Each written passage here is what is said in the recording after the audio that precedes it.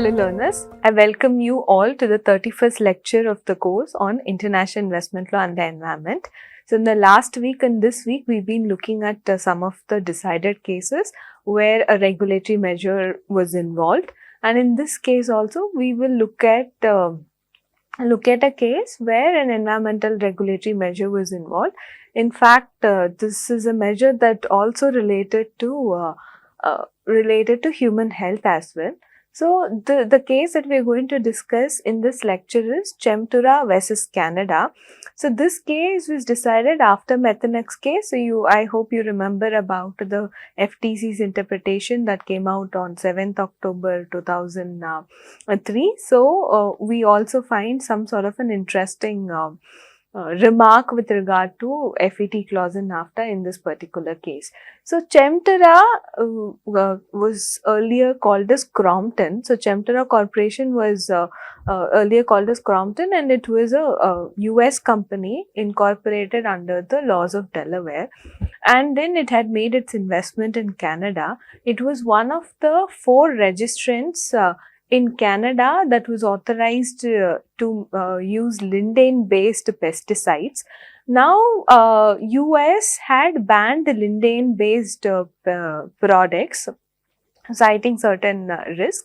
Now, what we see here is lindane that is used by the claimant here was mostly used in the context of treating canola seeds. I'm not very thorough with the technical aspect of it. I don't know how lindane based pesticides work on treating the canola seeds and all of that.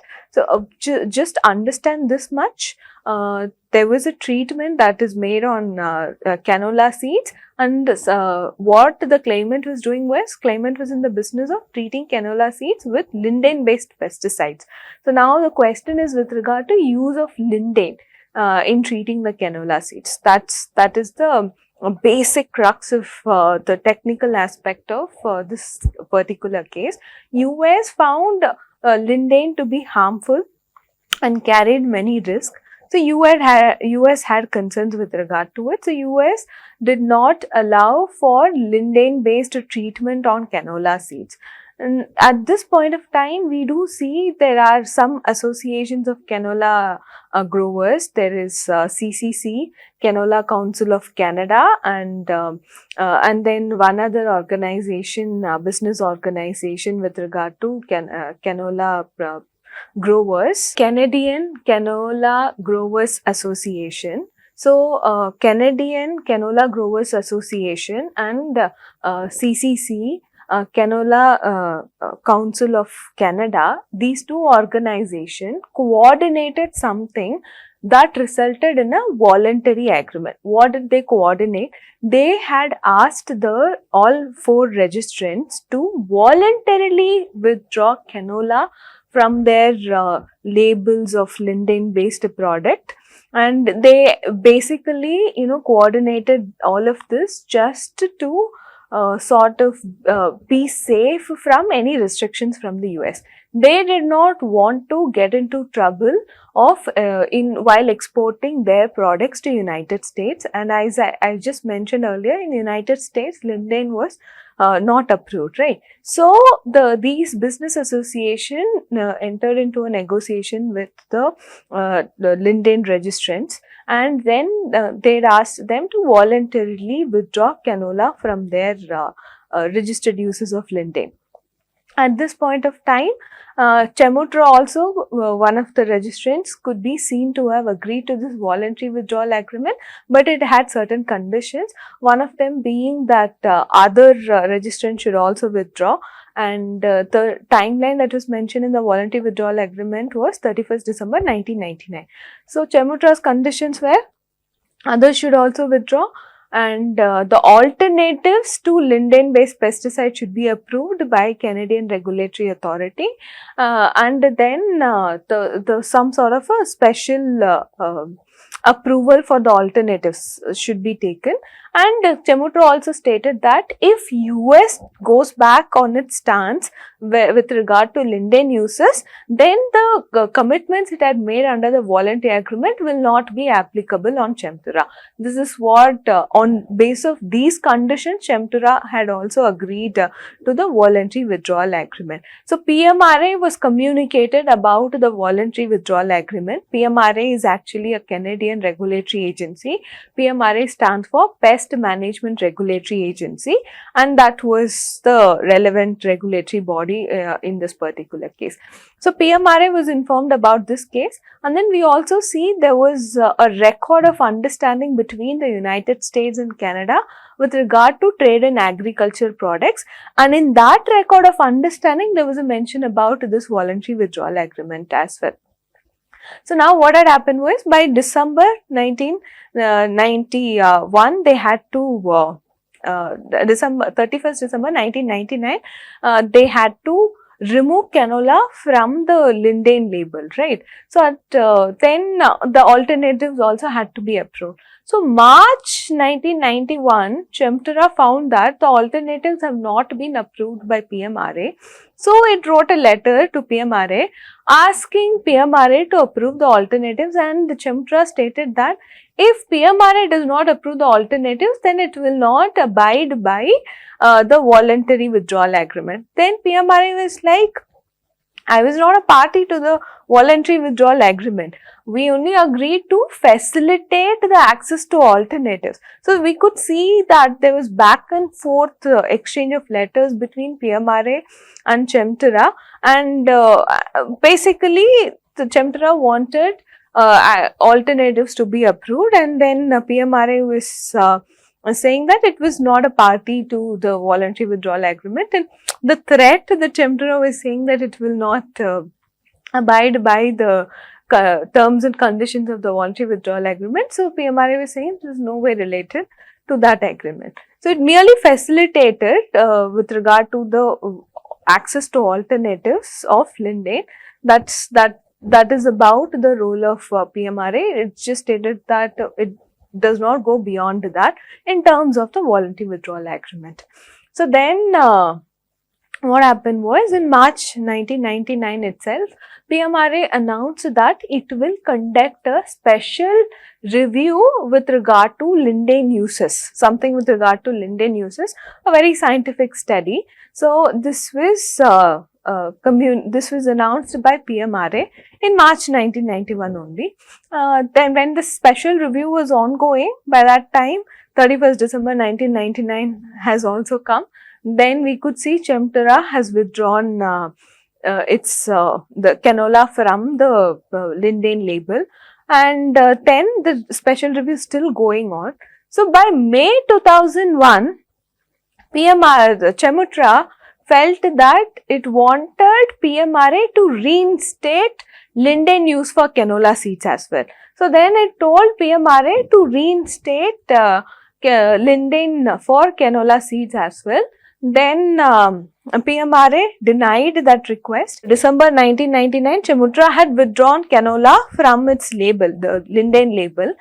Then what we see is May 2001, Chemtura made a request to reinstate linden. So that request was rejected. Post the rejection of the request, PMRA also concludes a special review, which it started in March 1999. Then what PMRA did was, PMRA communicated to Chemtura in February 2002. February 2002, saying that some of its registrants will be terminated because the study that the special review it had conducted spoke about the findings of that study was that linden was harmful. So, and that linden based product has to be either suspended or terminated. That was a finding of that scientific study. So, based on that findings in February 2002, PMRA communicated to Chemtura that some of its registrations will have to be terminated. And within a matter of few days, even with regard to other registration, it had suspended, PMRA had suspended those registrations of Chemtura as well. So this is what had happened. So now Chemtura had approached the minister and asked for establishing a board of review to review the findings of PMRA. So the board of review was established, and the board of review had asked PMRA to reconsider the findings that it had arrived at and due to the special review that it had undertaken. And then board of review asked PMRA to look at certain mitigation strategies, and with regard to looking at mitigation strategies, board of review had also asked PMRA to consult Chemtura in order to identify the mitigation strategies. So now at this point of time, we could see that PMRA starts a re-evaluation process, and then it had asked for certain scientific studies and proof from the private companies, including the claimant. So Chemtura also, it gives access to certain scientific studies that it had conducted, and while giving access to the scientific studies, Chemtura stated that it was also in the process of conducting an occupational hazard study. Then PMRA kept asking for the findings of the occupational hazard study, and Chemtura did not immediately submit it. It asked for extension. PMRA also kept giving extension. Then finally Chemtura submitted it. After the Chemtura submission, then PMRA concluded its re-evaluation, and then it came out with a draft re-evaluation result, and that the draft result was circulated even to Chemtura. So they had a problem with the draft re-evaluation REN. The reason being the re-evaluation also resulted in the same findings, very similar to the original findings. So Chemtura had its comments with regard to the draft REN that was submitted to it. Then meanwhile, what we see here is Chemtura had filed an investment dispute.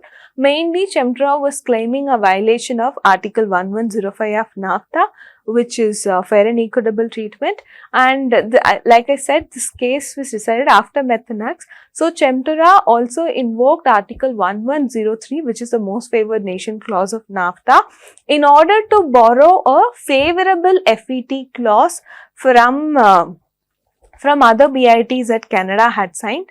Then with regard to then there was another claim with regard to expropriation as well. So Canada had, Chemtura had brought many violations of NAFTA provisions by Canada. Canada specifically objected to the invoking Article 1103 because Canada stated that that was not mentioned in notice of intent to arbitrate, but then the tribunal cited ADF versus United States case, and it stated that in that case it was decided that it's not possible to list everything in the notice of intent to arbitrate itself. So based on that reasoning, so here also Chemtura tribunal allowed Article 113 to be invoked even at a later stage if it was not mentioned in notice of intent to arbitrate. Then Canada was also contending that the actions that were taken by PMRA was pursuant to police powers, and that clearly does not amount to expropriation, neither there was any violation of FET clause. So these are the what we discussed till now forms a factual matrix of this particular case, Chemtura versus Canada. If I will conclude this segment here. We can see how the case was decided, how each of these allegations were decided in the subsequent videos. So most important videos of all three segments here, I would say, is a segment 2 video. Because segment 2, we will be discussing about what is the decision of the tribunal with regard to the violation of fair and equitable standard. It is significant from the procedural perspective as well as substantive perspective. So I strongly request you to listen very carefully to segment 2 video. Segment 3, we will discuss about other claims, expropriation, MFN and all of those in segment 3.